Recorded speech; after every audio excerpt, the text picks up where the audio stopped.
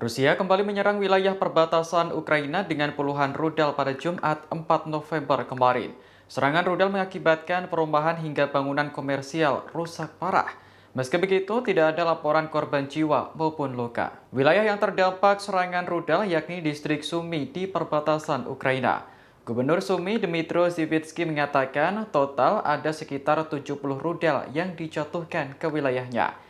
Menurut Zivitsky, serangan bermula ketika pasukan Rusia menembakkan 9 mortir ke Kotin, sebuah kota kecil di utara kota Sumy. Dikutip dari Newsweek, Rusia kemudian menembakkan 9 mortir lainnya ke Miropol.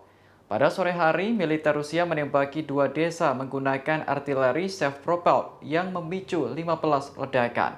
Selain itu, 28 rudal juga dilaporkan menghantam bangunan komersial di kota Sumy. Meski dihujani rudal, Zivitsky bersyukur tidak ada warganya yang menjadi korban. Pada awal perang, militer Ukraina mengklaim berhasil menangkis serangan diam-diam oleh Rusia di wilayah Sumy. Militer Rusia terus menembakkan rudal ke wilayah itu. Jumlahnya bisa mencapai 200 rudal dalam sehari.